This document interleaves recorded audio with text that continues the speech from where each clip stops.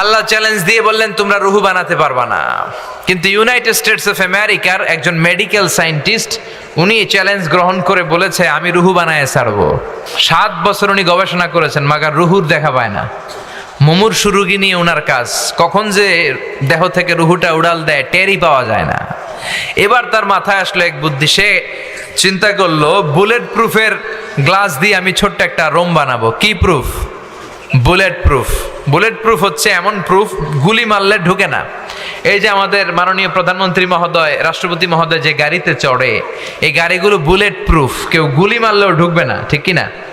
তো বিজ্ঞানীর মাথায় চিন্তা আসলো আমি বুলেট প্রুফের একটা গ্লাস দিয়ে ছোট্ট রোম বানাবো, আর এই রোমের ভিতরে মুমূর্ষু রুগী ঢুকাবো।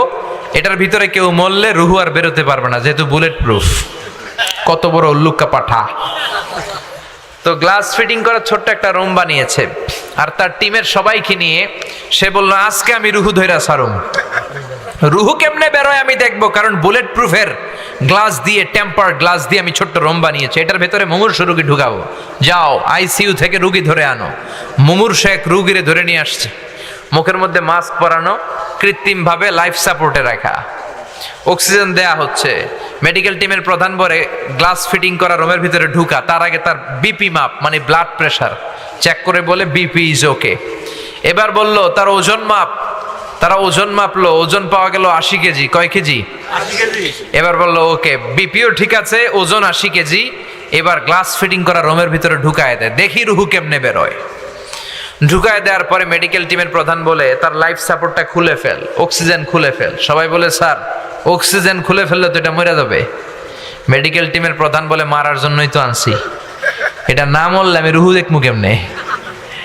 তো গ্লাস ফিটিং করা রুমের ভিতরে ঢুকায়া লাইফ সাপোর্ট খুলে ফেলছে। অক্সিজেনের অভাবে মুমূর্ষু রোগীটা ছটফট ছটফট করতে করতে শেষ মরে গেছে, মাগার রুহু দেখা যায় না। মেডিকেল টিমের প্রধান একবার ডানে তাকায় বায়ে তাকায়, কি খোঁজে? কিন্তু রুহু আছে নাকি? রুহু উড়াল দিছে, ঠিক কিনা? খুঁজে পাওয়া যায় না। এবার গ্লাসের দরজা খুলে, জানালা খুলে ভিতরে হাত দিয়ে এরকম রুহু টোকাইতেছে। কি টোকায়? টাকি মাছ যেমনে টোকায় না, রুহু খুঁজতেছে। এইভাবে রুহু পাওয়া যায়? এবার ব্যর্থ এসে বলল লাশটাকে বের করো।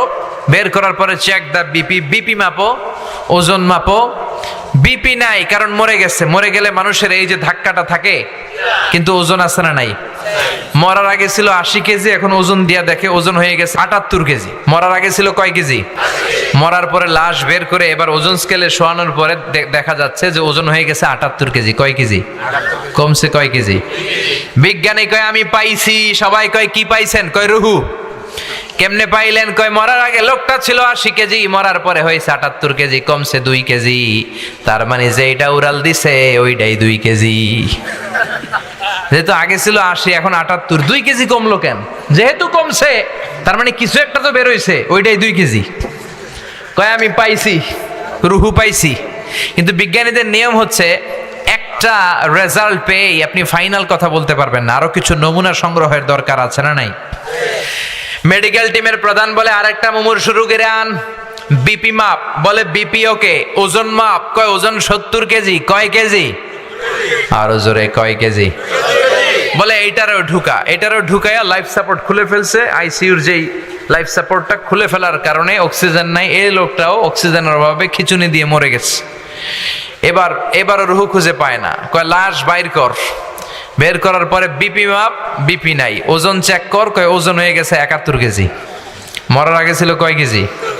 70 কেজি। এখন হয়েছে 71। আগেরটাতে 2 কেজি কম ছিল, কোনোভাবে মিলানোর সুযোগ ছিল, ঠিক কিনা? তো এখনের যে এটা দ্বিতীয় লাশ, এইটা কমে নাই, এটারে বাড়াই দিছে কে? আল্লাহ বলে কিয়ামত পর্যন্ত এরকম বিপি মাপতে পারবি, কিয়ামত পর্যন্ত ওজন মাপতে পারবি, কিন্তু আমার তৈরি করা রুহু খুঁজে পাবি। ওমা উতিতুম মিনাল ইলমি ইল্লা কালিলা। কারণ মানুষকে আমি এত অল্প জ্ঞান দিয়েছি, এই অল্প জ্ঞান দিয়ে রুহু বের করা যাবে না, ঠিক কিনা? মানুষ মরে গেলে এক একজনের এক এক দশা। কারো হাত পা টাইট হয়ে যায়, দাঁতের মধ্যে খিঁচুনি লাগে, দেহের গ্যাসগুলো জমাট বেঁধে যায়, ওজন বেড়ে যায়, আর অনেকের শরীরটা ফেসফেসে হয়ে যায়, ছেড়ে দেয় এরকম, ঠিক কিনা? পেটে যে গ্যাস টেস আছে সব বের হয়ে যায়, ওজন কমে যায়, কারো ওজন বাড়বে কারোটা কমবে, এইটা দিয়ে কোনোদিন রুহ খুঁজে পাওয়া যায় না। চিল্লায় বলেন ঠিক কিনা? কোরআনের সব সূরাই বরকতপূর্ণ, কিন্তু এর মধ্যে সূরাতুল মুলকের জন্য আলাদা কিছু স্পেশাল বরকত আছে না নাই? বিশ্বনবী বললেন, ইন্না হাযিহি সূরা মানিআতুন মিন আযাবিল কবর। এই সূরাটা এমন সূরা, যে ব্যক্তি এই সূরা তেলাওয়াত করবে রব্বুল আলামিন তাকে কবরের আযাব থেকে বাঁচায়া দিবে। কবরে আমাদেরকে যাওয়া লাগবে কি লাগবে না? কবরের আযাবের কথা কি বিশ্বাস হয়? কিন্তু আমাদের লাইফস্টাইলের দিকে তাকালে মনে হয় আমরা কোনোদিন কবরে যাব না, আমরা কোনোদিন মরবো না, 1000 বছরের হায়াত নিয়ে মনে হয় দুনিয়াতে আমরা এসেছি, এমন ভাবে চলাফেরা করি, ঠিক কিনা? একদিনে মাটির ভেতরে হবে ঘরে, মন আমার কেন বাঁধো দালান ঘর, ঠিক কিনা? মাটির ঘরটা হবে আসল ঘর, তারপরও দুনিয়ার ঘর ফ্ল্যাট, ব্যাংক ব্যালেন্সের জন্য কত মারামারি, গদি নিয়ে কত কিলাকিলি, ঠিক কিনা? আল্লাহ বললেন কবরের ঘর হবে তোমাদের আসল ঘর। দুনিয়ার ক্ষণিকের জীবনের পাওয়ার নিয়ে, ক্ষমতার দাপট নিয়ে, চেয়ার নিয়ে, বিল্ডিং নিয়ে, জমি জমা নিয়ে কিলাকিলি করো না, আখেরাতের সামান গুছাও, আখেরাতটারে সুন্দর করে দিবে কে? কাউরে যদি জিজ্ঞেস করি ভাই এই বাড়িটা কার বাড়ি, কয় হুজুর আমার বাড়ি। আপনার বাবাও যখন এই বাড়িতে থাকতো উনিও কইতো আমার বাড়ি, আপনার দাদা যখন থাকতো উনিও বলতো আমার বাড়ি, আপনি মরে গেলে আপনার ছেলে বলবে আমার বাড়ি, নাতি বলবে আমার বাড়ি, সবাই কয় আমার বাড়ি। যত মানুষ এই বাড়িতে থাকতো থাকবে সবাই বলে আমার বাড়ি। এক বাড়ির মালিকানা দাবি করে কয়জন খেয়াল করেছেন? পরের জায়গা পরের বাড়ি, ঘর বাঁধিয়ায় আমি রই, আমি তো সেই ঘরের মালিক নই, ঠিক কিনা? হেদায়েতের চিন্তা করলে এই 2 লাইনের গানটাই তো আমাদের হেদায়েতের জন্য যথেষ্ট, ঠিক কিনা? বিশাল বালাখানা বানালেন, দামি ফ্ল্যাট কিনলেন, প্রাসাদ কিনলেন, কিন্তু আপনার জীবনের শেষ ঘুমটা আপনার ওই দামি বাড়িতে হবে না, ঠিক কিনা? টাকা দিয়ে দামি গোসলখানা বানালেন, টাইলস লাগালেন, কমোড লাগালেন, কিন্তু আপনার জীবনের শেষ গোসলটা আপনার ওই দামি গোসলখানায় হবে না, ঠিক কিনা? যেখানে সব মৃত লাশ ধোয়ায় ওই জায়গায় আপনার ধোয়ানো হবে। চিল্লায় বলেন ঠিক কিনা? এই জন্য বিশ্বনবী বললেন এই সূরাটা পড়বা। 29 পারার প্রথম সূরা, সূরার নাম সূরাতুল মুলক। কি নাম সূরার? চিল্লায় সবাই বলেন কি নাম? ইন্না হাযিহি সূরা মানিআতুন মিন আযাবিল কবর। এই সূরা যারা বেশি বেশি তেলাওয়াত করবে তাদের কবরের ভেতরে কোনো আযাব হবে না। সুবহানাল্লাহ। এই হলো 1 নাম্বার শিক্ষা, মনে থাকবে? এগুলো কোট করে নিয়ে যাবেন, পিক করে নিয়ে যাবেন, তাইলেই মাহফিল থেকে লাভ। সূরাতুল মুলক আমরা তেলাওয়াত করব, তাহলে কবর আযাব থেকে আল্লাহ আমাদের বাঁচায় দিবে। 1 নাম্বার ফাজিলাত। 2 নম্বরে বিশ্বনবী বললেন শাফাআত লি সাহিবিহা। এই সূরাটা এমন সূরা, এই সূরা কিয়ামতের দিন আল্লাহর কাছে তেলাওয়াতকারীর জন্য সুপারিশ করবে। সুবহানাল্লাহ। কোরআন যদি সুপারিশ করে, কোরআনের সুপারিশ কবুল করে নিবে কে? আল্লাহ। কোরআনের করা সুপারিশ আল্লাহ রিজেক্ট করতে পারবে? জি না। মাননীয় অর্থমন্ত্রী যদি মাননীয় প্রধানমন্ত্রীর কাছে কোনো বিষয়ে রেকমেন্ডেশন নিয়ে যায়, সুপারিশ করে, প্রধানমন্ত্রীকে এটা ফেলে দিতে পারবে? না। পররাষ্ট্রমন্ত্রী যদি কোনো সুপারিশ করে ফেলে দিতে পারবে? না। তেমনি কোরআন যদি কিয়ামতের দিন কারো জন্য আল্লাহর কাছে স্পেশাল সুপারিশ করে, রেকমেন্ডেশন দেয়, আল্লাহ এই সুপারিশ ফেলে দিতে পারবে নাকি? না। চিল্লায় বলেন পারবে? এজন্য সূরাতুল মুলক বেশি বেশি তেলাওয়াতের দরকার আছে না নাই? আছে। আবার বিশ্বনবী বললেন খাসামাত আন সাহিবিহা। এই সূরাটা তেলাওয়াতকারীর পক্ষে আল্লাহর সাথে কিয়ামতের দিন তর্ক করবে। আল্লাহু আকবার। এই সূরা আল্লাহর সাথে ঝগড়া করবে, ডিবেট করবে কতক্ষণ? হাত্তা আদখালাহুল্লাহুল জান্নাহ, যতক্ষণ না পর্যন্ত রব্বুল আলামিন এই সূরার তেলাওয়াতকারীকে জান্নাতের ঘোষণা না দেয়। যতক্ষণ না আল্লাহ ঘোষণা দিবে যে যাও আমি তোমাকে জান্নাতের জন্য সার্টিফাই করলাম, ততক্ষণ পর্যন্ত এই সূরা আল্লাহর সামনে দাঁড়িয়ে তর্ক করতেই থাকবে। তার মানে এই সূরাতে বরকত বেশি না কম? বেশি। এজন্য বিশ্বনবী বলতেন মান ক্বারা বিহা ফি লাইলাতিন ফাকাদ আকসারা ওয়া আতাবা। রাত্রি বেলা যে ব্যক্তি এই সূরাটা বেশি বেশি তেলাওয়াত করবে, তেলাওয়াতকারীর আমলনামাটাকে সওয়াব দিয়ে পরিপূর্ণ করে দিবে কে? আল্লাহ। এখন যে সূরা মুলকের তেলাওয়াত তাফসীর আমরা শুনতেছি, এখন দিন না রাত? আমাদের আমলনামাও সওয়াব দিয়ে পূর্ণ করে দিবে কে? আল্লাহ। এজন্য বিশ্বনবী বলতেন আমি চাই আমার প্রতিটা উম্মতের হৃদয়ে সূরাতুল মুলক গাথা থাক। আমি নবী চাই আমার সব উম্মতের হৃদয়ে এই সূরাটা মুখস্থ থাক। আল্লাহু আকবার। এজন্য এই সূরাটা মুখস্থ করার দরকার আছে না নাই? এই যে আরেকটা সবক পাইলেন যে সূরাতুল মুলক মুখস্থ করতে হবে। রাজি আছেন? মাত্র 30টা আয়াত। কয়টা? এক মাসে কয় দিন? নিশ্চিন্তপুরে কয় দিন? এদিকেও 30 দিন। তো প্রতিদিন যদি একটা করে আয়াত মুখস্থ করেন, পুরো সূরাটা কভার করতে, হেফজ করতে লাগবে কয় দিন? সবাই মুখস্থ করবেন? নানারা আপনারাও করবেন? আপনারাও করবেন? আপনারা চেয়ারম্যান, জনগণ সবাই মিলে মুখস্থ করবে এই সূরা। জনপ্রতিনিধি, জনগণ সবাই মিলে। রাজি আছেন তো? এটা আপনাদের হোমওয়ার্ক, বাড়ির কাজ।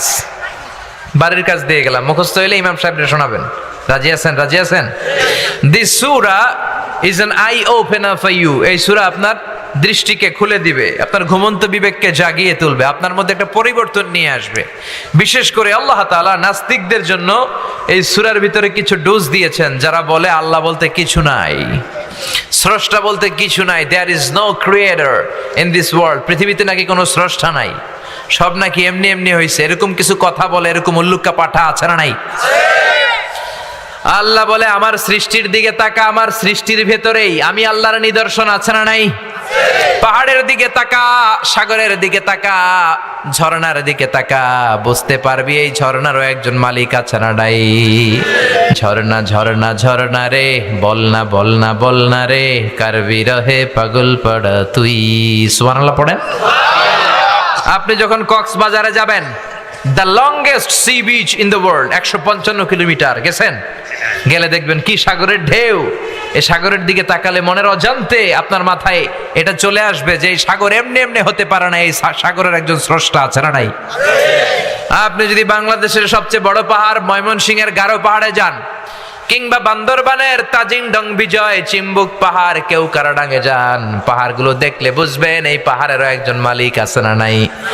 আপনি যদি সৌদি আরবের মরুভূমিতে যান, আফ্রিকার সারা মরুভূমির মাঝখানে যেয়ে দাঁড়ান, আপনি বুঝবেন মরুভূমির একজন মালিক আছে না নাই? আপনি খেয়াল করলে, চিন্তা করলেই আপনার মন আপনাকে সায় দিবে এই মহাবিশ্ব, এই বসুন্ধরা, এই চমৎকার পৃথিবী এমনি এমনি হতে পারে না। এই পৃথিবীর একজন স্রষ্টা আছে না নাই? আর সেই স্রষ্টার নাম কি? কিন্তু নাস্তিকরা বলে আনসিন ইজ নাথিং, যেটা দেখি না ওইটা বিশ্বাস করি না, বলে না? কিন্তু অনেক জিনিস তারা দেখে না কিন্তু বিশ্বাস করে, আছে না নাই? বাতাস দেখা যায় কি যায় না? এখানে বাতাস আছে না? বাতাস না থাকলে এই যে আমরা ব্রেথ ইন করি, ব্রেথ আউট করি, শ্বাস নেই শ্বাস ছাড়ি, বাতাস না থাকলে শ্বাস নেওয়া যেত? তার মানে এখানে বাতাস আছে না নাই? কিন্তু আমরা দেখি। নাস্তিকরা কি বাতাস বিশ্বাস করে না? কিন্তু প্রথমে কইছে যেটা দেখি না ওইটা মানি না, কিন্তু বাতাস মানে, ঠিক কি না? Do you see the air in the atmosphere? নাস্তিক পাইলে জিজ্ঞেস করবেন তুমি কি বায়ুমণ্ডলের বাতাস দেখো? সে বলবে no. Then you ask him so why do you believe on that? তাহলে তুমি বিশ্বাস করো কেন? কেন বিশ্বাস করো? Do you see the bad headache someone feel in his head? কেউ যখন মাথায় ব্যথা পায় তুমি কি এটা দেখতে পাও? অনেকে আইসা বলে হুজুর আমার প্রচন্ড মাথায় ব্যথা, একটু দোয়া পরে ফু দিয়ে দেন, বলে না? তো লোকটা যে মাথার ব্যথায় মরে যাচ্ছে আমি কি দেখি? কিন্তু মাথা ব্যথা আমরা বিশ্বাস করি কি করি না? নাস্তিকেরা এরকম হাজার জিনিস দেখে না কিন্তু বিশ্বাস করে। এজন্য আল্লাহ বলে গোলাম আমার সৃষ্টির দিকে তাকা, আমার সৃষ্টির ভেতরে আমি আছি না নাই? সূরাতুল মুলকের ভেতরে এরকম অনেকগুলো ডোজ দিয়েছে আল্লাহ নাস্তিকদের জন্য, মেডিসিন দিয়েছে। কি দিয়েছে? এজন্য নাস্তিকদের সাথে সূরা মুলক নিয়ে আপনারা ডিবেট করবেন। কুফা নগরীতে এক নাস্তিক ছিল, উল্লুকা পাঠা। সে বলে আমি আল্লাহরে মানি না, স্রষ্টা বলতে কিছু নাই। কেউ যদি আমারে বুঝায় দিতে পারে যে স্রষ্টা বলে একজন আছে, আমি তার হাতে বায়াত হয়ে আমি মুসলমান হয়ে যাব। কোন সুবহানাল্লাহ। কুফার লোকেরা বলল ইনদানা ইমাম ইসমুহু নু'মান ইবনে সাবিত, আমাদের একজন ইমাম সাহেব আছে নাম নু'মান ইবনে সাবিত। ওনার নাম নু'মান কিন্তু আসলে উনি ইমাম আল আযম আবু হানিফা। সুবহানাল্লাহ বলতে পারলেন না? সবাই বলে আমাদের ইমাম এমন ইমাম তোমারে বুঝায়া ছাড়বে। নাস্তিক বলে ডাক তোদের ইমামকে, তোদের ইমামের সাথে ডিবেট হবে আগামীকাল জুমার নামাজের পর 2টার দিকে ওই বিশাল ময়দানে ডিবেট হবে। হাজার হাজার মানুষ তর্ক দেখার জন্য এসেছে। ইমাম আযম আবু হানিফা আল্লাহর পক্ষে আর নাস্তিক হলো আল্লাহর বিপক্ষে, ঠিক কি না? হাজার হাজার মানুষ দেখতে এসেছে, দেখি কে জিতে যায়। হাজার হাজার মানুষ আসলো, নাস্তিক আসলো, আসে নাই ইমাম আবু হানিফা। কে আসে নাই? 2টা বাজে আসে নাই, 2:30 বাজে আসে না, 3টা আসে না, উনি আসছে 4টার দিকে, 2 ঘন্টা লেট, 2 hours লেট অলরেডি। কয় ঘন্টা লেট? আসার পরে নাস্তিক বলে, এ কেমন ইমাম যার সময়ের জ্ঞান নাই, এর সাথে আমার কোনো তর্ক নাই। ইমাম আবু হানিফা বলে, ইনদি উযর, আমার কথা আছে, আই হ্যাভ এক্সকিউজ। কি এক্সকিউজ? সাইয়েদনা ইমাম আবু হানিফা বললেন, আমি ঘর থেকে বেরোলাম, প্রতিদিন নদী পার হয়ে আমরা আসি, আজকে ঘর থেকে বের হয়ে দেখি নদীর সামনে নৌকা নাই, রাস্তায় কোনো মানুষ নাই, কেউ নাই। আমি হেঁটে হেঁটে নদীর কাছে যেয়ে দেখি নদীর পাশে বিশাল বড় গাছ। হঠাৎ দেখলাম এমনি এমনি গাছটা 2 ভাগ হয়ে গেল, এমনি এমনি গাছ থেকে তক্তা বের হয়ে গেল, করাত ছাড়া, মিস্ত্রি ছাড়া, এমনি এমনি গাছের তক্তাগুলো জোড়া লেগে নৌকা হয়ে গেল। লগি নাই, বৈঠা নাই, মাঝি নাই, এমনি এমনি নৌকা আমাকে নিয়ে নদীর এপার থেকে ওপার চলে গেল। এই বিশাল প্রসেসিংটা হইতে 2 ঘন্টা আমার দেরি হয়েছে, তো এই জন্য আই এম লেট, আমার দেরি হয়েছে। নাস্তিক কয়, তগো ইমাম ডাইল খাইছে, ডাইল, অথবা গত রাতে ঘুম হয় নাই, পাগলের মতো আবল তাবল বকে, প্রলাপ বকে। সাইয়েদনা ইমাম আবু হানিফা বললেন, এ কথা বলেন কেন? নাস্তিক বলে, করাত ছাড়া গাছ কাটা যায় নাকি? এমনি এমনি গাছ কেটে যায় নাকি? এমনি এমনি তক্তা বেরোয় নাকি? এমনি এমনি তক্তাগুলো জোড়া লেগে নৌকা হয় নাকি? এমনি এমনি লগি নাই, বৈঠা নাই, এমনি এমনি মাঝি ছাড়া নৌকা চলে নাকি? ইমাম আবু হানিফা বললেন, এই তো আপনি লাইনে চলে আসছেন, now you are on the right track, এখন আপনার বোঝানো আমার সহজ হবে। সাইয়েদনা ইমাম আবু হানিফা বললেন, এমনি এমনি তক্তা হয় না, এমনি এমনি গাছ কাটে না, এমনি এমনি মাঝি ছাড়া নৌকা চলে না, তাহলে এই আকাশটা কেমন করে এমনি এমনি হলো? জমিনটা কেমন করে এমনি এমনি হলো? পাহাড় পর্বত মহাবিশ্ব কেমন করে এমনি এমনি হলো? আল্লাহু আকবার। এই যুক্তির সামনে নাস্তিকের আর কোনো যুক্তি নাই। নাস্তিক কয়, তাই তো, আসলেই তো আমি একটা উল্লুকা পাঠা, এতদিন পর্যন্ত আমি এইভাবে চিন্তা করি নাই, আমি তো এরকম ভাবি নাই। ও নু'মান ইবনে সাবিত, তো ইমাম, আসলে আপনি বড় ইমাম, আর আমি তর্কে জড়াতে চাই না, আপনার হাত দেন, আমি আপনার কাছে বায়াত হলাম, আর আমারে আপনি পড়িয়ে দেন লা ইলাহা ইল্লাল্লাহু মুহাম্মাদুর রাসূলুল্লাহ সাল্লাল্লাহু আলাইহি ওয়াসাল্লাম। নাস্তিকদের জন্য এরকম সুন্দর সুন্দর ডোজ এই সূরার ভেতরে দিয়েছে কে? আল্লাহ। আরো জোরে বলেন, কে? সূরার নাম সূরাতুল মুলক। সূরার নাম কি? সূরাতুল মুলক। মুলক মানে ক্ষমতা, মুলক মানে কি? মুলক মানে পাওয়ার, মুলক মানে অথরিটি, মুলক মানে সভরেনিটি। আল্লাহ শুরু করলেন, তাবারাকাল্লাযী বিয়াদিহিল মুলকু ওয়া হুয়া আলা কুল্লি শাইইন কাদির। সুমহান সেই সত্তা যার হাতে সব ক্ষমতা, আর তিনি যেটা চান সেটাই করতে পারেন। একমাত্র যেটা চান সেটাই করতে পারেন, তিনি কে? তাবারাকা শব্দ দিয়ে আল্লাহ সূরা শুরু করলেন। আল্লাহ বললেন, আমি এত বরকতময়, তাবারাকাল্লাযী, বরকতময় সেই সত্তা, বিয়াদিহিল মুলকু, যার হাতে সব ক্ষমতা। ক্ষমতা সব কার হাতে? নাকি আপনাদের হাতে? আপনারা তো বলেন ক্ষমতার মালিক নাকি আপনারা? জনগণ সকল ক্ষমতার উৎস, আপনারা এগুলো বলেন না? বলেন না? বলেন না? এগুলো রাষ্ট্রীয় কুফুরি, রাষ্ট্র থেকেও অনেক কুফুরির ডোজ আমাদেরকে শিখাই দেওয়া হয়, ঠিক কিনা? সকল ক্ষমতার মালিক একজন, তিনি কে? আমাদের কোনো ক্ষমতা নাই, সব ক্ষমতা কার? আল্লাহ বলে, ওয়া খুলিকাল ইনসানু দাঈফা, আমি তোমাদেরকে দুর্বল করে বানালাম। আমরা শুধু দুর্বল না, আমরা সবাই দুর্বল, দুর্বলের ঘরের দুর্বল।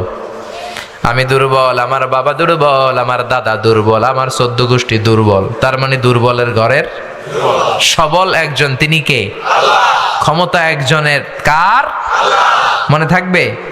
পেঁচায় ফেলবেন না তো আবার? পেঁচানো যাবে না, সব ক্ষমতার মালিক হচ্ছেন আল্লাহ। আমাদের ক্ষমতা থাকে কেমন করে? আপনার যখন পেটে ব্যথা হয়, ডায়রিয়া হয়, আপনি বিছানায় গড়াগড়ি খান কি খান না? তো কেন গড়াগড়ি খান? আপনি না ক্ষমতার মালিক? সব ক্ষমতার উৎস বলে আপনি। 3 বার টয়লেটে গেলে 4র্থবার আর তার চেহারার দিকে তাকানো যায় না, ঠিক কিনা? 5ম বার টয়লেট থেকে বের হয়ে কয়, আমি মরে যামু, আমারে ধর। তো মরবেন কেন? আপনি তো ক্ষমতার মালিক, আপনার ক্ষমতা গেল কই? একবার ডায়রিয়া হলে আর ক্ষমতা থাকে না, সবার কাছে মাফ, আমারে মাফ করে দেন, আমি মরে যাব। আসলে আমাদের কোনো ক্ষমতাই নাই, ক্ষমতার মালিক একজন, তিনি কে? আল্লাহ। পেছন থেকে বলে কেউ, যদি বলে হুজুর সাপ, ফস পাওয়া যাবে আপনাদেরকে? আপনারা থাকলো আমি আমার 2 নানার লিয়া দৌড় দুমে দিকে। চাচা আপন প্রাণ বাসা, অসহায়। রিক্সার টায়ার পাংচার হইলে আমরা লাভ দিয়ে উঠি, লাভ দেই না? ট্রাকের টায়ার পাংচার হয়েছে, আমি নিজেই তো কত লাভ দিছি। আমি তো এক জেলা থেকে আরেক জেলায় যাই, বিভিন্ন জায়গায় যাই, রাস্তায় প্রায় এই দুর্ঘটনাগুলো ঘটে। ট্রাকের টায়ার পাংচার, বিকট আওয়াজ হয়, মনে হয় যে ককটেল মেরেছে, লাভ দিয়ে উঠি। ড্রাইভার কয় হুজুর ডরায়েন না, টায়ার পাংচার হয়েছে। তখন বোঝা যায় আমার সাহস কতটুকু। আসলে আমাদের কোনো ক্ষমতা নাই, ক্ষমতার মালিক কে? এজন্য আল্লাহ বললেন তাবারাকাল্লাযী বিয়াদিহিল মুলকু ওয়া হুয়া আলা কুল্লি শাইইন কাদির। সুমহান সেই সত্তা যার হাতে ক্ষমতা, ক্ষমতা কার হাতে? বর্তমান পৃথিবীতে সবচেয়ে সুপার পাওয়ার বলে দাবি করে ডোনাল্ড ট্রাম্প নিজেকে, তাই না? তার একটা বক্তব্য দেখবেন, ইউটিউবে পাবেন, সে ভাষণ দিচ্ছিল, কে যেন বিউ গলে মানে একটা হুইসেলে ফু দিয়েছিল আর আল্লাহু আকবার বলেছিল। সে 3টা লাফ দিছে আর তার স্পেশাল সিকিউরিটি ফোর্স এসএসএফ এসে তাকে ঘিরে ধরেছে। এত ক্ষমতার অধিকারী, একটা হুইসেল দিলে লাফ দিয়ে ওঠে। আচ্ছা না নাই? আবার বোঝা যায় যখন তুফান শুরু হয়, বোঝা যায় আমাদের ক্ষমতা কত কম যখন ভূমিকম্প হয়। 8 তলা 10 তলা 20 তলা বিল্ডিং গুলোর ভেতর থেকে যারাই থাকে সবাই বের হয়ে যায়, কারণ বাঁচার দরকার আছে রাডাই। যত ফ্ল্যাট আছে, যত বাড়ি আছে, দেখবেন ওই বাড়িগুলোর ভাড়াটিয়ারাও দৌড়, বাড়িওয়ালাও দৌড়। রাত 3টা 4টা 5টার দিকে ভূমিকম্প হয় না? নাকি শুধু ভাড়াটিয়া দৌড় দেয়, বাড়িওয়ালা দৌড় দেয় না? দৌড় দেয়। ধনী গরিব ক্ষমতাশীল সবাই দৌড়ায়, ঠিক কিনা? নেপালে একটা ভূমিকম্প হয়েছিল গত কয়েক বছর আগে। আমাদের বাংলাদেশের কিছু নায়িকারা গিয়েছিল শুটিং করতে। তো সকালবেলা শুটিং, তারা নেপালের একটা হোটেলে, কাঠমান্ডুতে হোটেল থেকে বেরিয়েছে, তাদের পুরো সেট নিয়ে তারা একটা পাহাড়ের উপর নাচ করবে, ওখানে ডান্স হবে। কি হবে? শুরু করে দিয়েছে দুনিয়াকে মজা লে লো, দুনিয়া তোমারই হ্যায়। তারা একটা ইন্টারভিউতে বলতে শুরু করলো, আমরা নাচতে শুরু করলাম, কিছুক্ষণ পর দেখি আমগো লাগে পাহাড়ও নাচে। পরে আমরা নাচ থামায়া দিলাম, দেখি পাহাড় নাচ থামায় না, পাহাড় নাচতেছে। বুঝতে আর বাকি রইল না, আসলে এটা পাহাড়ের নাচানাচি নয়, এটা আর্থকোয়েক, ভূমিকম্প, ঠিক কিনা? সবাই আমরা চিৎকার চেঁচামেচি শুরু করলাম, পাহাড়ে বসে বললাম, যেই হোটেলে আমরা গত রাতে ছিলাম, আমাদের লাগেজ কাপড় চোপড় যেই হোটেলে, 4 তলা হোটেলে রেখে এসেছি, পাহাড় থেকে দেখা যায়। হঠাৎ দেখলাম 2-1 সেকেন্ডের ব্যবধানে পুরো হোটেলটা মাটির সাথে ধসে মেসাকার হয়ে গেল। পুরো কাঠমান্ডু শহরটা কেঁপে উঠলো। পুরো কাঠমান্ডুর বড় বড় মূর্তিগুলো, এই 10টা হাত দিয়ে জিহ্বা বের করে থাকেন এইভাবে, এই মূর্তিগুলো বিভিন্ন জায়গায় ওরা সেট করে রেখেছে টুরিস্ট অ্যাট্রাকশন হিসেবে। সবগুলো মূর্তি ধপাস করে পড়েছে, নিজেরাই বাঁচতে পারে না, মানুষে বাঁচাবে কি? জোরে কোন ঠিক কিনা? একটা মূর্তির গায়ে যদি মাছি মশা এসে বসে, কেউ না তাড়ালে মূর্তি তাড়াতে পারে না, ঠিক কিনা? গোটা কাঠমান্ডু কেঁপে উঠলো। একটা লোক কাঠমান্ডু শহরে বসে বসে 2টা বাচ্চাকে নিয়ে কান্না শুরু করেছে। টিভি চ্যানেলের লোকেরা যাচ্ছিল, তারা রিপোর্ট করছে, আর ওই লোকটাকে জিজ্ঞেস করছে, আপনার কি হয়েছে, কাঁদেন কেন? সে বলে, গতকাল পর্যন্ত আমার 5 তলা বাড়ি ছিল, 2টা গাড়ি ছিল, একটা সুপার শপ ছিল, টাকা পয়সার কোনো অভাব নাই, আমার পুরা বাড়িটা শেষ। আমার বউ বেরোতে পারে নাই, বাচ্চা 2টারে নিয়ে কোন রকম জানে বাঁচলাম। এখন খাবার মতো কোনো খাবার নাই, বিশুদ্ধ পানি নাই, ত্রাণের প্যাকেট আসলে মারামারি করে যদি একটা প্যাকেট পাই, 2 বাচ্চারা আমি মিলে জিলে খাই। গতকাল ছিলাম কোটিপতি, আজকে পথের ভিখারি, ঠিক কিনা? কোনো ক্ষমতা নাই, ক্ষমতার মালিক একজন, তিনি কে? আল্লাহ। এই যে মাহফিলের ময়দান, 3টা ভাউয়া ব্যাংক যদি কেউ এদিকে ছেড়ে দেয়, ভাউয়া ব্যাংক চিনেন? লাভ দেয় না? এদিকে একটা ভাউয়া ব্যাংক, মাঝখানে একটা, পিছনে একটা ব্যাংক, আর কি লাভ দিবে? ব্যাংকের চেয়েও 3 ডবল লাভ দিবেন আপনারা, ঠিক কিনা? কোনো ক্ষমতা নাই। কুকুর আমাদেরকে কামড়াইলে আমরা কুকুরে কামড়াইতেও পারি না। বল্লা পোকা কামড় দিয়ে দেয় দৌড়, ওইটার যে ধর্মু ওইটাও পারি না, চিল্লা এখন, ঠিক কিনা? এজন্য আপনি যত ক্ষমতার অধিকারী হন, এগুলো নকল ক্ষমতা। আমাদের মাননীয় প্রধানমন্ত্রী একবার ওনার বিমান থেকে ল্যান্ড করতে পারছিলেন না, আধা ঘন্টা 1 ঘন্টা পরে ল্যান্ড করেছিলেন, বিমানের সমস্যা, 33টা চক্কর মেরেছে ওনার বিমান। ওনার স্পেশাল সিকিউরিটি ফোর্স এদেশের প্রিয় প্রধানমন্ত্রীকে যেয়ে বলল, মাননীয় প্রধানমন্ত্রী, উই ক্যান নট ল্যান্ড নাও, একটা সমস্যা হয়েছে, আপনি বিচলিত হবেন না, আমরা ট্রাই করে যাচ্ছি সলভ আউট করার, আমাদের বিমানের সমস্যা, যান্ত্রিক ত্রুটি, এখন আমরা নামতে পারতেছি না। 33টা চক্কর মেরেছে আকাশে। মাননীয় প্রধানমন্ত্রীকে তারা বললেন, আপনি শান্ত হয়ে বসেন। অমিয়া, যখন মাননীয় প্রধানমন্ত্রী বিমানে বসা আর বলা হচ্ছে বিমানের সমস্যা, তখন মাননীয় প্রধানমন্ত্রী বসে বসে জিকির করছিল কার? জোরে বলেন কার? তার মানে এত ক্ষমতা, তখন ক্ষমতা মিছে। চিল্লা এখন ঠিক কিনা? তখন জান ভিক্ষা চাইতে হবে একজনের কাছে, তিনি কে? এজন্য আল্লাহ বললেন, তাবারাকাল্লাযী বিয়াদিহিল মুলকু ওয়া হুয়া আলা কুল্লি শাইইন কাদির। সুমহান সেই সত্তা যার হাতে ক্ষমতা, ক্ষমতা কার হাতে? আবার আল্লাহ বললেন, আমি ক্ষমতার চেয়ারে বসাই, আমি ক্ষমতার চেয়ার থেকে নামাই, তিনি কে? কুলিল্লাহুম্মা মালিকাল মুলকি তুতিল মুলকা মান তাশাউ ওয়া তানজিউল মুলকা মিম্মান তাশা ওয়া তুইজ্জু মান তাশাউ ওয়া তুযিল্লু মান তাশাউ বিয়াদিকাল খায়র ইন্নাকা আলা কুল্লি শাইইন কাদির। সুবহানাল্লাহ পড়েন। আল্লাহ বলে, আমি ক্ষমতার মালিক, আমি ক্ষমতায় বসাই, আমি ক্ষমতা থেকে নামাই। ডোনাল্ড ট্রাম্পকে আমেরিকার ক্ষমতায় বসালো কে? হিলারিকে হারায় দিল কে? আবার ডোনাল্ড ট্রাম্প যদি বেশি বেশি না ফরমানি করে, ডোনাল্ড ট্রাম্পরেও লাথি মাইরা নামায় দিতে পারে কে? ওই ক্ষমতা আল্লাহর আছে না নাই? তাহলে সকল ক্ষমতার মালিক কে? প্রিয় ভাইয়েরা, এই পৃথিবীতে অনেক দেশে দেখবেন যিনি প্রেসিডেন্ট বা প্রধানমন্ত্রী ক্ষমতার চেয়ারে বসে, কেউ 5 বছরের মেয়াদে বসে, কেউ বসে 10 বছরের মেয়াদে। এবার বলেন তো, উত্তর দেন, আল্লাহ ক্ষমতার চেয়ারে বসছে কয় বছরের মেয়াদে? 20 বছর, 50, 100, কয় বছর? আল্লাহ বলে, হুয়াল আউয়ালু ওয়াল আখিরু ওয়াল যাহিরু ওয়াল বাতিনু ওয়া হুয়া বিকুল্লি শাইইন আলিম। আল্লাহ বলেন, আমি এমন সত্তা, অনাদিকাল থেকে ক্ষমতার চেয়ারে বসা, অনন্তকাল পর্যন্ত থাকবো। দুনিয়ার মতো 5 বছর 10 বছরের মেয়াদে আমি ক্ষমতায় বসি নাই। আমার ক্ষমতা আজীবন মেয়াদ, ঠিক কিনা? আল্লাহর ক্ষমতার আজীবন মেয়াদ। তার মানে আমাদের ক্ষমতা আর আল্লাহর ক্ষমতার সাথে কোনো মিল আছে? চিল্লায় বলেন আছে?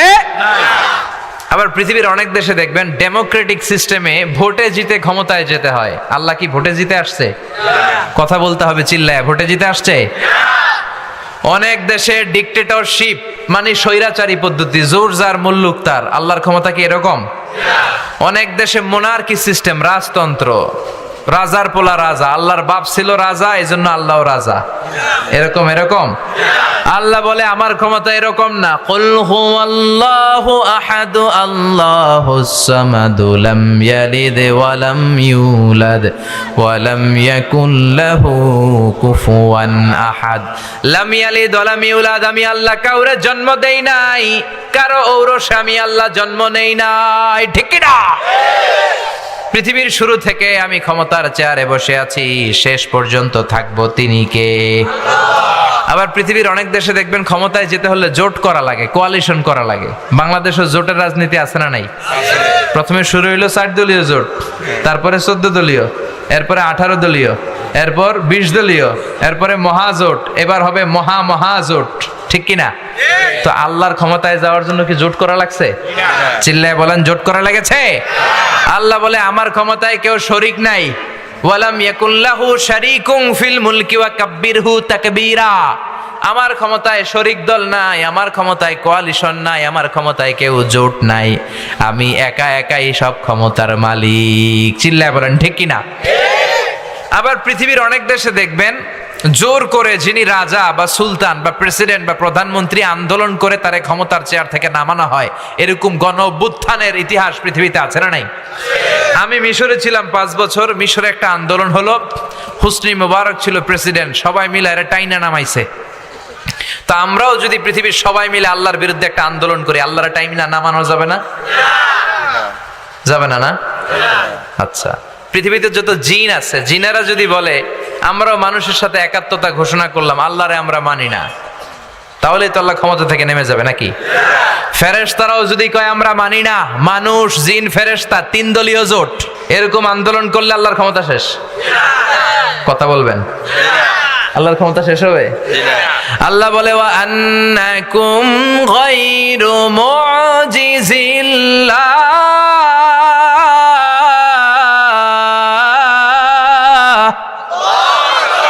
গোটা বিশ্বের সবাই মিলে জোট করে যদি আমি আল্লাহর বিরুদ্ধে বিদ্রোহ করো, মানুষ জিন ফেরেশতারা সবাই যদি আমার বিরুদ্ধে যুদ্ধ ঘোষণা করো, সবাই মিলে যদি আমারে ক্ষমতার চেয়ার থেকে নামাতে চাও, সবার চেষ্টার ফলেও আমার ক্ষমতার এক আনাও তোরা কমাতে পারবি না। ঠিক কিনা? এজন্য আল্লাহ বলে আমি ক্ষমতার মালিক, কোনোদিন ক্ষমতা থেকে নামবো না। পৃথিবীতে অনেক দেশে দেখবেন রাজার বয়স হয়েছে 70 কিংবা 80, বয়সের ভারে নুজ্জ হয়ে এবার লাঠিতে ভর করে চলে, কয় আই আর হাইতান্ন, আরে মাফ করি দে। এরকম রাজা আছে না নাই? সেলফ রিটায়ারমেন্টে যায়, স্বেচ্ছায় অবসর, আছে না নাই? তো আল্লাহর তো অনেক বয়স হয়েছে, সেই কবে থেকে উনি ক্ষমতার চেয়ারে বসছে, ওনার এখন রিটায়ারমেন্টে যাওয়া উচিত। কথা বলেন, আল্লাহর বয়স হয়েছে? বুড়ো হয়ে গেছে, এখন তো লাঠি বট দিয়ে হাঁটে মনে হয়। কথা বলেন। আল্লাহ বলে না, লা তাখুযুহু সিনাতুন ওয়ালা নাওম, আমার ঘুম নাই, তন্দ্রা নাই, আমার ক্লান্তি নাই, শ্রান্তি নাই। ওয়ালা ইয়াউদুহু হিফযুহুমা ওয়া হুয়াল আলিয়্যুল আযীম। এই মহাবিশ্বটা পরিচালনা করতে যে আমি আল্লাহ এক সেকেন্ডের জন্য ক্লান্ত হই না। সুবহানাল্লাহ। এজন্য আল্লাহ বললেন তাবারাকাল্লাযী বিয়াদিহিল মুলকু ওয়া হুয়া আলা কুল্লি শাইইন কাদির। সুমহান সেই সত্তা যার হাতে ক্ষমতা। ক্ষমতা কার হাতে? নাকি আপনাদের হাতে? আর কোনদিন এটা বলবেন আমরা ক্ষমতার মালিক, আমাদের দাপট, সব আমার আমার আমার, এগুলো বলা যাবে? সব কার? আল্লাহ বললেন সব ক্ষমতার মালিক আমি, আর আমি চাইলে সব করতে পারি। আমরা বললাম আল্লাহ বুঝলাম আপনি অনেক ক্ষমতার মালিক, আর আপনি কি করতে পারেন বলেন? আল্লাহ বললেন আল্লাযী খালাকাল মাউতা ওয়াল হায়াতা লিয়াবলুয়াকুম আইয়ুকুম আহসানু আমালা ওয়া হুয়াল আজিজুল গফুর। সুবহানাল্লাহ পড়েন। আল্লাহ বলে আমি জীবন তৈরি করেছি, মরণ তৈরি করেছি তোমাদেরকে পরীক্ষা করার জন্য, আর আমি দেখতে চাই কে ভালো আমল করো। যারা ভালো আমল করেছো তাদের জন্য 8টা জান্নাতের দরজা খুলে দিবে কে? আর যারা দুনিয়াতে জুলুম করেছো, অন্যায় করেছো, তাদের জন্য জাহান্নাম রেডি করা আছে না নাই? আল্লাহ বলে আমি জীবনের মালিক, মরণের মালিক। ও মিয়া, জীবন দেয় কে? মরণ দেয় কে? প্রাণ ভিক্ষা দেয় কে? নাকি আমনেগো রাষ্ট্রপতি? আমনেগো রাষ্ট্রপতি তো মাশাআল্লাহ প্রাণও ভিক্ষা দেয় না। আরে রাষ্ট্রপতির প্রাণও আল্লাহ ভিক্ষা দিতে পারে, চিল্লা এখন ঠিক কিনা? আসল জীবন মরণের মালিক কে? আল্লাহ বললেন আমি জীবন বানালাম, মরণ বানালাম, মাঝখানে বানালাম রূহ। রূহ থাকলে মানুষ জিন্দা, রূহ চলে গেলে ওই মানুষটা হয়ে যায় মুর্দা। এই যে মিজানুর রহমান আজহারী কথা বলে, হাসে, কথা বলে, হাত নাড়ে, কারণ ভিতরে রূহ আছে না নাই? আপনারাও কথা বলেন, নড়েন চড়েন, কারণ ভেতরে রূহ আছে না নাই? যেই দিন রূহটা উড়াল দিবে, লাশ বানিয়ে দিবে কে? এই পৃথিবীর সবচেয়ে বড় ধরনের একটা মিরাকেল, অ্যামেজিং মিরাকেল বিষয় হচ্ছে রূহ। মানুষ সব বানাতে পারে, মানুষ প্লেন বানাতে পারে, রোবট বানাতে পারে, মানুষ সুফিয়া খালারে বানাতে পারে। সুফিয়া খালারে চিনেন? সুফিয়া নামে একটা মেয়ের আনছিল না? হ্যাঁ, এটা মেয়ের আকৃতি দিয়েছে, ঠোঁটে লিপস্টিক পরিয়েছে। আল্লাহ বলবেন কিয়ামতের দিন এর ভেতরে রূহ ঢুকা। যারা সুফিয়া নিয়ে লাফালাফি করছে, রূহ ঢুকা। এজন্য আল্লাহ বললেন তুমি প্লেন বানাতে পারো, কম্পিউটার বানাতে পারো, রোবট বানাতে পারো, কিন্তু তুমি রূহ বানাতে পারো নাকি? রূহ বানাতে পারে একজন, তিনি কে? يسألونك عن الروح قل الروح من أمر ربي وما أوتيتم من العلم إلا قليلا। মক্কার কাফিররা এসে বলে আব্দুল্লাহর বেটা মুহাম্মদ, তুমি যদি একটা প্রশ্নের উত্তর দিতে পারো আমরা সব মুসলমান হয়ে যাব। বিশ্বনবী বললেন কি প্রশ্ন? মক্কার কুরাইশরা বলে মা হুয়ার রূহ, রূহ কাকে বলে? এইটা যদি বলতে পারো কালিমা পড়ে মুসলমান হব। সুবহানাল্লাহ। ওমি আপনারা কেউ রূহ দেখছেন? কালার কি, ওজন কতটুকু, সাইজ কতটুকু আমাদের জানা আছে? চাচা মরে গেল, দাদা মরে গেল, কোন দিক দিয়ে যে রূহটা উড়াল দিল আমরা কেউ দেখেছি? জোরে বলেন। বিশ্বনবী বললেন আমি জানি না, তবে আল্লাহ যদি জানায় জানিয়ে দেব। আল্লাহ আয়াত নাজিল করলেন কুলির রূহ মিন আমরি রাব্বি, ও নবী, মক্কার কুরাইশদের বলে দেন রূহ হলো আমি আল্লাহর স্পেশাল আদেশ, আল্লাহর অর্ডার। আল্লাহর অর্ডারে রূহ ঢুকে, আল্লাহর অর্ডারে এই রূহ বের হয়ে যায়, ঠিক কি না? এই রূহ কেউ বানাতে পারে না। মানুষ কি রূহ বানাতে পারবে? এর কারণ ওমা উতিতুম মিনাল ইলমি ইল্লা কালিলা, আমি তোমাদেরকে অল্প জ্ঞান দিয়েছি, লিমিটেড জ্ঞান। আমাদের জ্ঞানটা লিমিটেড, সীমিত। আনলিমিটেড জ্ঞান একজনের, তিনি কে? আল্লাহ বললেন গোলাম আমি মানুষ বানালাম, জীবন বানালাম, মরণ বানালাম, রূহ বানালাম। আমরা বললাম আল্লাহ বুঝতে পেরেছি আপনি সব ক্ষমতার মালিক, আপনি জীবনের মালিক, মরণের মালিক, রূহুর মালিক, আর কিসের মালিক একটু আমাদেরকে বলেন। আল্লাহ বলে আল্লাযী خلق سبع سماوات طباقا ما ترى في خلق الرحمن من تفاوت। আল্লাহ বললেন উপরের দিকে নজর করে তাকা, তোদের মাথার উপরে 7 স্তরের যে 7টা আকাশ, সে আকাশটাও আমি বানিয়েছি। সুবহানাল্লাহ। আমাদের মাথার উপরে এই যে আকাশ তৈরি করেছে কে? আল্লাহ। চিল্লায় বলেন কে? আল্লাহ। وَلَقَدْ زَيَّنَّا السَّمَاءَ الدُّنْيَا بِمَصَابِيحَ وَجَعَلْنَاهَا رُجُومًا لِلشَّيَاطِينِ। আল্লাহ বলে প্রথম আকাশের দিকে নজর করে তাকা, মহাশূন্যের দিকে তাকা, তারা দিয়ে আকাশটারে সুন্দর করেছে কে? আল্লাহ। আকাশের মধ্যে যে তারা, এগুলোকে তৈরি করলো কে? আল্লাহ। আল্লাহ বলে I have beautified the closer sky with candles, with light and stars। প্রথম আকাশের মহাশূন্যটাকে আমি আল্লাহ চমৎকার চমৎকার তারা দিয়ে সাজিয়ে দিয়েছি। রাতের বেলা তারার মেলা, আছে না নাই? দেখতে সুন্দর লাগে না? দেখতে মনে হয় ছোট্ট ছোট্ট ডট, আসলে কি এগুলো এত ছোট? সূর্যটারে মনে হয় ছোট্ট একটা রুটির মতো, ঠিক কি না? আসলে কি সূর্যটা রুটির মতো? আর আমরা যে তাকাই, আমরা কি আকাশ দেখতে পাই? না, এটা মহাশূন্য। এটা কি? আপনি যা দেখেন মহাশূন্য। ইউনাইটেড স্টেটস অফ আমেরিকার বিজ্ঞানীরা এই যে মঙ্গলে যায়, জুপিটারে যায়, চাঁদে নামে, এগুলো সব মহাশূন্য। প্রথম আকাশ যে কত উপরে তারা নিজেরাও জানে না, ঠিক কি না? আমরা খালি চোখে দেখি প্রথম আকাশের মহাশূন্য, তার অনেক উপরে প্রথম আকাশ। তারপরে দ্বিতীয় আকাশের মহাশূন্য, তার অনেক উপরে দ্বিতীয় আকাশ। সুবহানাল্লাহ কইবেন না? একটার চেয়ে একটা বড়, একটার চেয়ে একটা বড়, একটার চেয়ে একটা বড়। বিশ্বনবী বলে প্রথম আকাশের চেয়ে দ্বিতীয় আকাশ কত বড় শোনো। তোমার হাতের আংটিটা খুলে যদি মরুভূমিতে ছেড়ে দাও, পুরো মরুভূমির তুলনায় তোমার আংটি যত ছোট, আল্লাহর দ্বিতীয় আসমানের তুলনায় আল্লাহর প্রথম আসমানটা ঠিক তত ছোট। আরো আসতে পড়েন সুবহানাল্লাহ। সে তুলনায়, মহাবিশ্বের তুলনায় কত তুচ্ছ আমি, কত ক্ষুদ্র আমি, কত নগণ্য আমি। এই যে সূর্যের আলো ছাড়া আমরা বাঁচি না, এই সূর্যটা পৃথিবী থেকে 13 লক্ষ গুণ বড়। Can you imagine, can you guess? আপনি কি কল্পনা করতে পারেন? এই পৃথিবীটাই তো আমরা দেখি নাই, দেখছেন? কে কয়টা দেশ ঘুরছেন? 200টার মতো পৃথিবীতে দেশ। এই যে আমরা পড়ে আছি কুমিল্লার মধ্যে, ঠিক কি না? কুমিল্লা হচ্ছে বাংলাদেশের 64 জেলার একটা জেলা। এরকম 64 জেলা মিলে আমাদের সুজলা সুফলা শস্য শ্যামলা ডিজিটাল বাংলাদেশ। আর এই বাংলাদেশ হচ্ছে পৃথিবীর সবচেয়ে ছোট্ট একটা দেশ, ঠিক কি না? বাংলাদেশের চেয়ে বড় দেশ আছে না নাই? পাশের ইন্ডিয়াই তো আমাদের চেয়ে কত বড়, কানাডা কত বড়, রাশিয়া বাংলাদেশের চেয়ে প্রায় 200 গুণ বড়। এরকম 200টা দেশ নিয়ে পৃথিবীর মাত্র 30 ভাগ স্থল, বাকি 70 ভাগ হচ্ছে শুধু হানি আর হানি। বুঝতে পেরেছেন? বাকি 70 ভাগ পানি, 30 ভাগ মাত্র স্থল। তো এই পৃথিবীটা এত বিশাল, আর ওই সূর্যটা নাকি পৃথিবীর চেয়ে 13 লক্ষ গুণ বড়। তার মানে এই সূর্যই কি মহাবিশ্বের সবচেয়ে বড় তারা? না। ব্যাটেল জিউস নামে একটা তারা আছে, যে সূর্য পৃথিবীর চেয়ে 13 লক্ষ গুণ বড়। ওই ব্যাটেল জিউস তারা আবার সূর্যের চেয়ে 33 কোটি গুণ বড়। তার মানে ব্যাটেল জিউস তারাটাই কি সবচেয়ে বড় তারা? না, ব্যাটেল জিউসের চাইতেও বিশাল বিশাল বড় তারা আছে। এরকম কত মিলিয়ন বিলিয়ন ট্রিলিয়ন জিলিয়ন ফিলিয়ন অক্ট্রিলিয়ন তারা যে মহাকাশের প্রথম আকাশের মহাশূন্যে আছে, নাসার বিজ্ঞানীরা নিজেরাও জানে না। কোন সুবহানাল্লাহ। সূর্যের পরে পৃথিবীর সবচেয়ে কাছের তারার নাম প্রক্সিমা সেন্ট্রাই। কি নাম? আসলে এই প্রক্সিমা সেন্ট্রাইতে আমরা একটা শীতকালীন ভ্রমণ করে আসি, একটা ট্যুর করে আসি, সফর করে আসি। যাবেন? কে কে যাবেন? হাত তোলেন। মাশাআল্লাহ, অনেক সাহস। তো এই প্রক্সিমা সেন্ট্রাই হচ্ছে সূর্যের পরে পৃথিবীর সবচেয়ে কাছের তারা।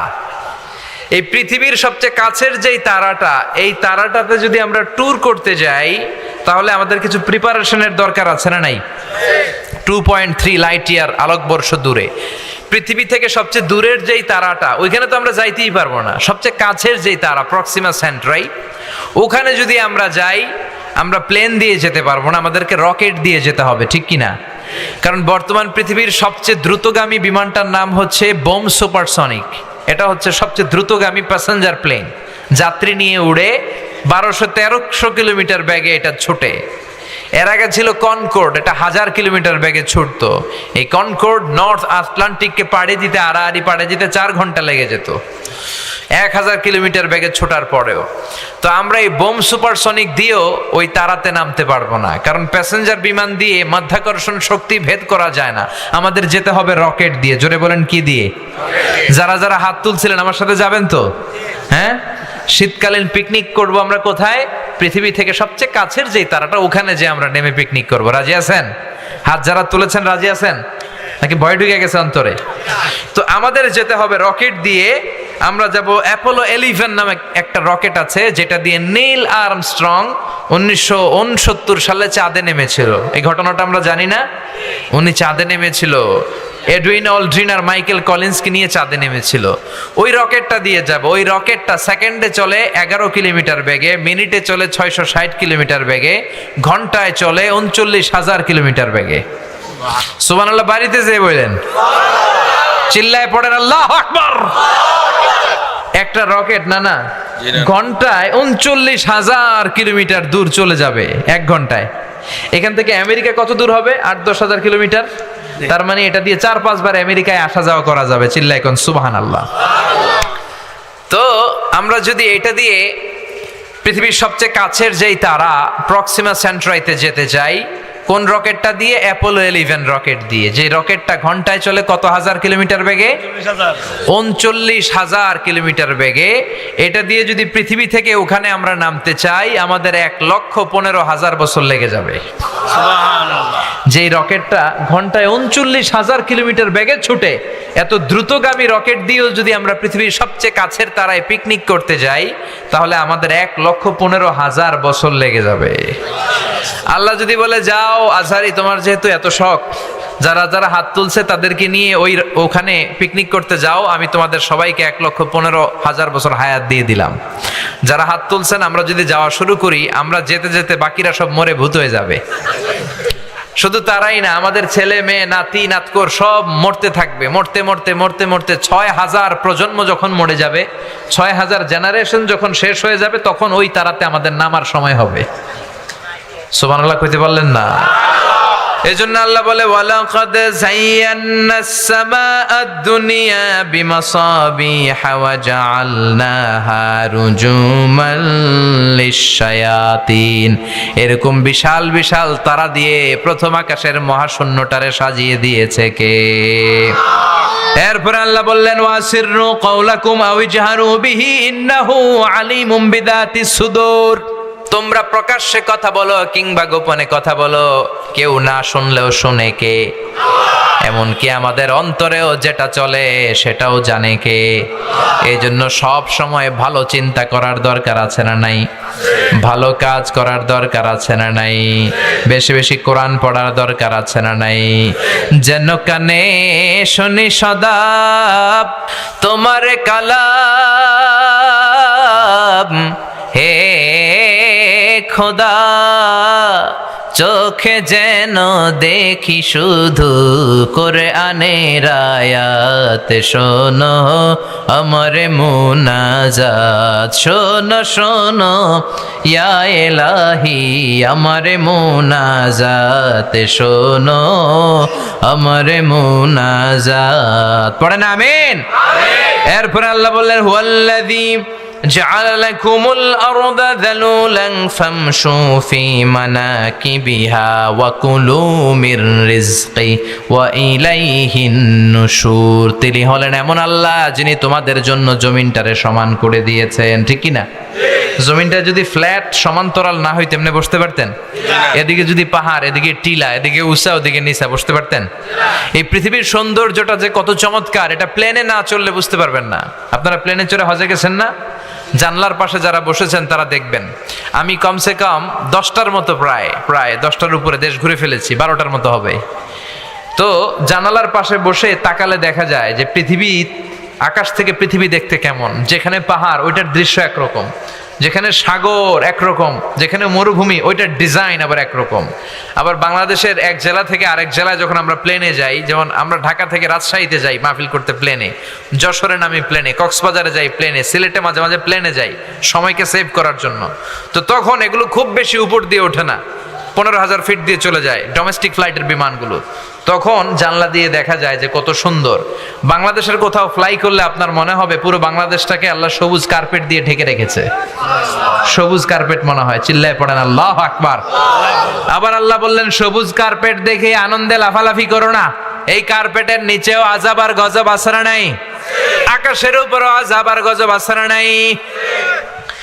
আল্লাহ বললেন আমিনতুম মান ফিস সামাই আন ইয়াখসিফা বিকুমুল আরদা ফাইযা হিয়া তামুন। দুনিয়ার মানুষগুলো কি মনে করেছে নাকি কোনো আযাব আর গজব তাদের আসবে না? আমি যে কোনো সময় ল্যান্ডস্লাইড দিয়ে, ভূমিধস দিয়ে তাদেরকে শেষ করে দিতে পারি, ঠিক কি না? মাঝে মাঝে ল্যান্ডস্লাইড হয়, ভূমিধস, মাটি ভিতরের দিকে চলে যায়, মাঝে মাঝে উপর থেকে শিলাবৃষ্টি পড়ে। শিলাবৃষ্টি দেখেন নাই মনে আপনারা? শিলাবৃষ্টি যখন গরু ছাগলের উপরে পড়ে কি হয়? ময়রা ভূত হয়ে যায়, ঠিক কিনা? ফসল খেতে বললে ফসল শেষ, বাড়ি ঘর শেষ। এগুলো তো ছোট্ট ছোট্ট শিলাবৃষ্টি। তো শিলাগুলো যদি এত বড় হইতো, একটা শিলা যদি এত বড় হয়, যদি আল্লাহ উল্কা বৃষ্টি পাঠায়, অ্যাসিড রেইন, অ্যাসিড বৃষ্টি যদি পড়ে, আগুনের বৃষ্টি যদি হয়, উল্কা চিনেন? মহাকাশ থেকে মাঝে মাঝে উল্কা পড়ে। পৃথিবীতে সবচেয়ে বড় সাইজের উল্কাটা পড়েছিল দক্ষিণ আফ্রিকার হোবা সিটিতে। ওটার ওজন ছিল 60 টন। কয় টন? ভাগ্য ভালো এটা কোনো আবাসিক এলাকার উপরে পড়ে নাই, এটা ক্ষেতের মধ্যে পড়ছে। পুরো জায়গাটা ধসে গর্তের মতো হয়ে গিয়েছে। 40 কেজিতে 1 মন, 40 মনে 1 টন, এরকম 60 টন ছিল এই উল্কাটার ওজন। আল্লাহ যদি কুমিল্লা শহরের মধ্যে, কুমিল্লার উপরে 50-60টা, কয়েক হাজার, কয়েকশো যদি এরকম উল্কা পাঠায়, উল্কা পাঠাইলে আপনারা কইেন আমরা ক্ষমতার মালিক নাকি? ক্ষমতার মালিক কে? আল্লাহ বললেন যে কোনো সময় আমি শেষ করে দিতে পারি।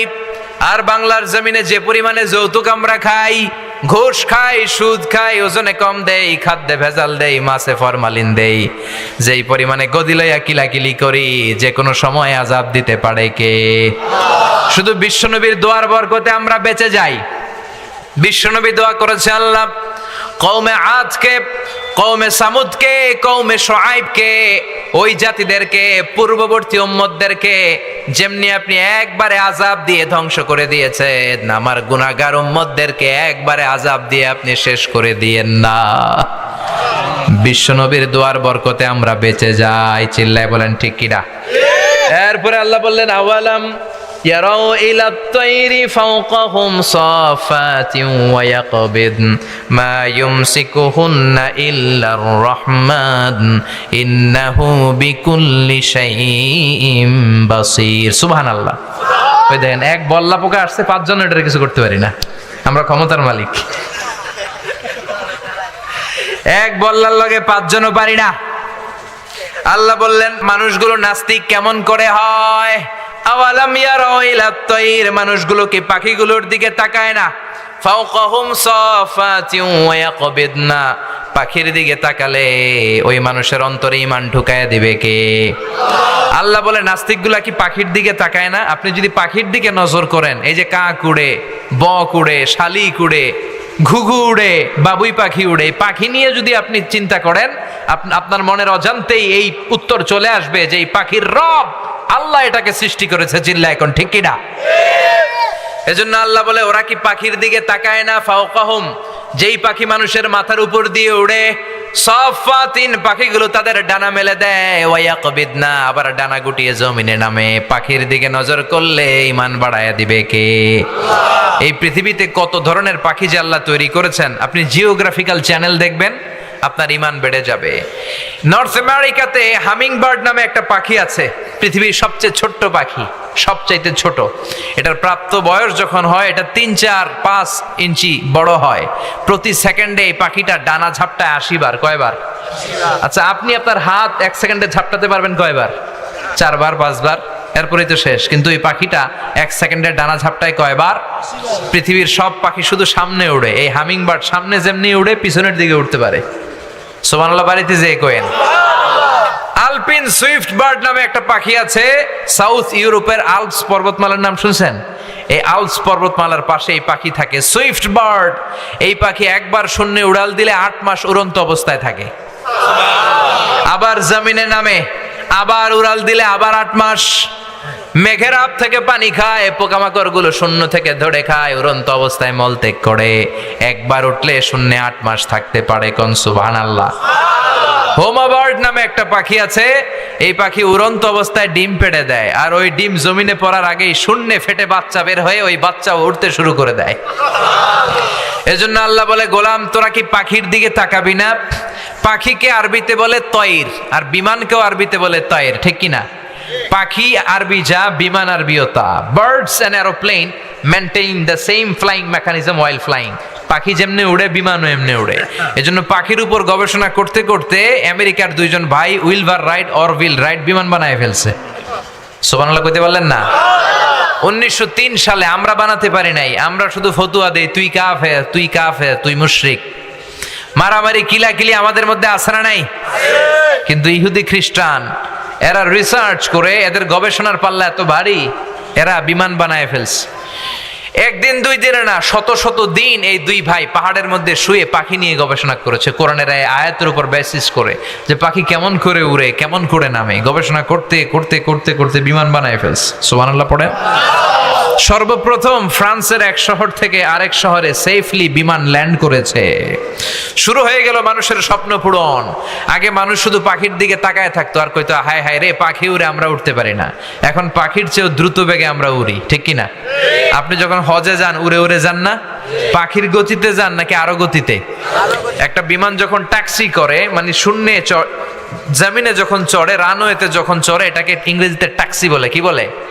ট্যাক্সি বলে। আবার এসে যখন বোর্ডিং ব্রিজের সাথে ভিড়ে, এটাকে বলে পার্কিং।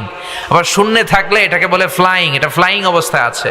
তো জমিনে যখন ট্যাক্সি করে, টেক অফ করার আগে, মানে উড়ার আগে, গ্রাউন্ডে 500 kilometres per hour or 600 kilometres per hour যদি চড়তে পারে, 600 কিলোমিটার বেগে যখন ট্যাক্সি করতে পারে, তখন বিমানটা পাখার মধ্যে উইংয়ে ব্লেডগুলোর মধ্যে ধাক্কা মেরে এটা শূন্যে উড়াল দেয়।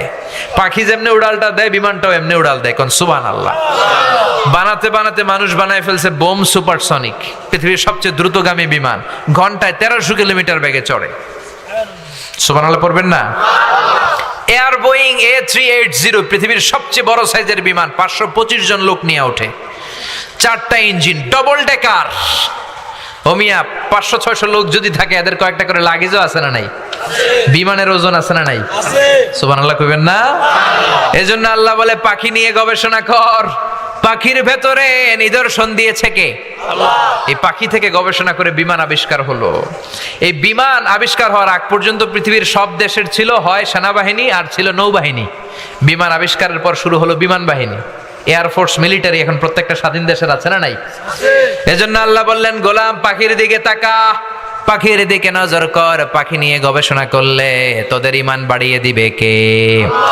এই সূরাটা আল্লাহ শেষ করলেন এই বলে, কুল আরাআইতুম ইন আসবাহা মাউকুম গাওরান ফামান ইয়াতিকুম বিমাইম মাইন। বলো দেখি সবে, শুকাইয়া যদি যায় এই পৃথিবীর পানি, তাহলে হেথায় তটনির ধারা কে দিবে সবারে আনি। আল্লাহ বললেন, এই জমিনের পানি যদি শুকিয়ে যায়, তোরা পানি পাবি কই? একদিন সকালে ঘুম থেকে উঠে দেখলেন টিউবওয়েলে পানি নাই, ট্যাপ ঘুরালেন পানি নাই, পুকুরে নাই, বাজারেও মিনারেল ওয়াটার নাই, খাবেন কি? হ্যাঁ, তখন বললেন, আমি ক্ষমতার মালিক। ক্ষমতার মালিক একজন, তিনি কে? আল্লাহ বললেন, কেউ পানি দিতে পারে না, কৃত্রিম ভাবে কেউ পানি বানাতে পারে না, একজন ছাড়া, তিনি কে? এজন্য আমরা পানি চাইবো কার কাছে? নাকি বৈশাখীর কাছে যাবেন? বৈশাখী মেঘের কাছে জল চেয়ে তুমি কাঁদবে, আমি চাই না তুমি কাঁদবে, আমি চাই না, বলে না?